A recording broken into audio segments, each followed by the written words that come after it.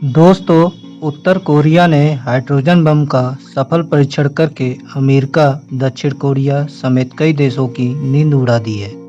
Hydrogen bomb परमाणु बम की तुलना में काफ़ी शक्तिशाली होता है। आइए जानते हैं कि हाइड्रोजन बम और परमाणु बम में क्या अंतर होता है। तो वीडियो के अंत तक बने रहिए।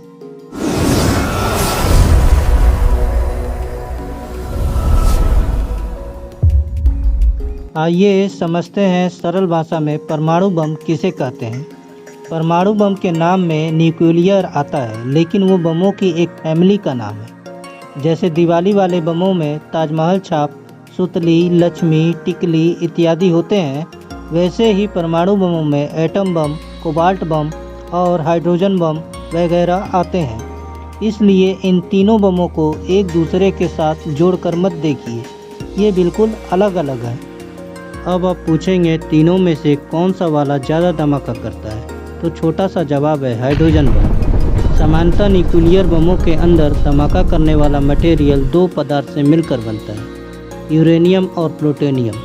एटम बम में ये दोनों पदार्थ अलग तरीके से फटते हैं और हाइड्रोजन बम में अलग। एटम बम में इन्हें उतना गुस्सा नहीं दिलाया जाता कि ये फटने में जी जान लगा दे, लेकिन ये गुस्सा यूरेनियम और प्लूटोनियम को तोड़ने के लिए काफ़ी होता है।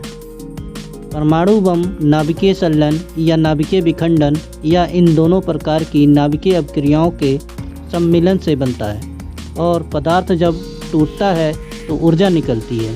यूरेनियम और प्लूटोनियम के टूटने से भी ढेर सारी ऊर्जा निकलती है, और यहीं से आता है एटम बम का ताप टूटने को विज्ञान फिजन कहते हैं। इसीलिए एटम बम फिजन बम कहलाते हैं। 1000 किलोग्राम से थोड़े बड़े परमाणु बम इतनी ऊर्जा उत्पन्न कर सकता है जितनी कई अरब किलोग्राम के परंपरागत विस्फोटकों से ही उत्पन्न हो सकती है। परमाणु बमों को महाविनाशकारी हथियार कहा जाता है। द्वितीय विश्व युद्ध के अंत में अमेरिका ने जापान पर 2 एटम बम गिराए। हिरोशिमा पर गिरा बम छोटा वाला था, 15 किलो टन TNT। माने जब वो फटा तब 15,000 टन TNT फटने के बराबर धमाका हुआ था। अपने यहाँ एक मालगाड़ी पूरी तरह TNT से लाद दी जाए तो उसमें 5,000 टन TNT आएगा। तो यह बम 3 मालगाड़ी भरकर TNT फटने जितना ताकतवर था।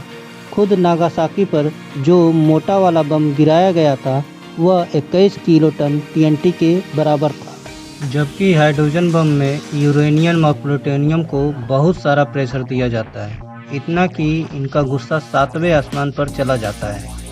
ये गुस्सा 7वें आसमान तक पहुंचाने का तरीका वही होता है जो दिवाली के डबल साउंड पटाखे का होता है।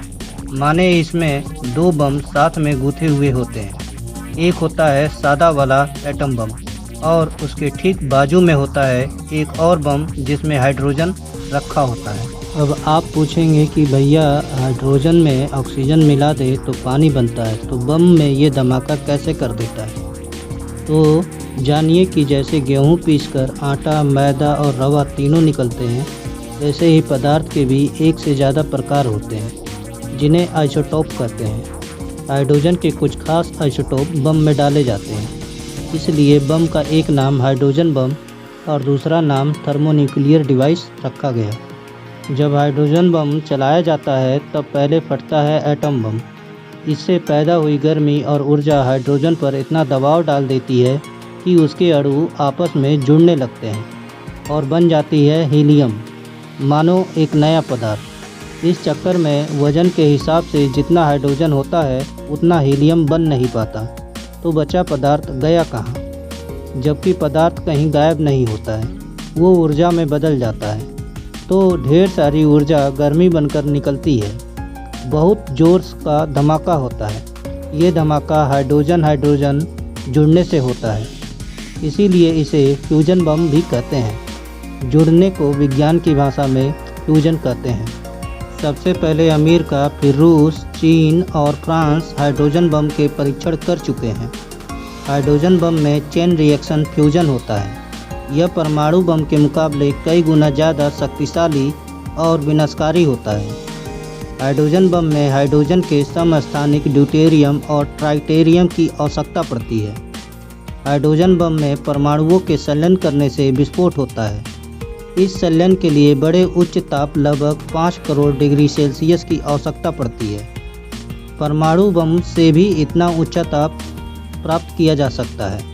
हर देश को अपना बम ताकतवर लगता है। अब आप पूछेंगे कि ये तय कैसे होता है कि किस देश का बम कितना ताकतवर है, क्योंकि कोई आदमी तो बम के पास खड़े होकर देख नहीं सकता कि कौन सा वाला कितनी तेज़ी से फट रहा है, लेकिन ज़्यादातर लोगों ने किसी न किसी रूप में TNT का धमाका देखा होगा, जिसमें खदान फोड़ने के लिए एक मजदूर साइकिल वाला हैंडपंप दबाता है और खूब ज़ोर से धमाका होता है। वही TNT ब्लास्ट है। कोई न्यूक्लियर बम कितना धमाकेदार था, इसे ऐसे नापते हैं कि कितने टन TNT फोड़ने पर ऐसा धमाका होगा। इसी को TNT इक्विवेलेंट कहते हैं। ऐसा नहीं है कि परमाणु बम के परिणामों को देखकर उन्हें और खतरनाक बनाने की कोशिश नहीं हुई है। आग, गर्मी, भूकंप और रेडिएशन से भी पेट नहीं भरा तो कोबाल्ट बम बनाने की बात हुई। ये एक ऐसा हाइड्रोजन बम है जिसमें कोबाल्ट भी साथ रखा होगा। ये फटेगा तो एक औसत हाइड्रोजन बम से कहीं ज़्यादा तबाही होगी, क्योंकि धमाके के बाद कोबाल्ट के कण बहुत दूर तक फैल जाएंगे, आधी या पूरी धरती तक भी, और इनसे निकलने वाले रेडिएशन से बड़ी संख्या में लोगों को कैंसर जैसी जानलेवा बीमारियां होंगी। आज के लिए बस इतना ही। हम मिलते हैं न्यू टॉपिक पर। वीडियो अच्छा लगा हो तो please like, comment and subscribe ज़रूर करें।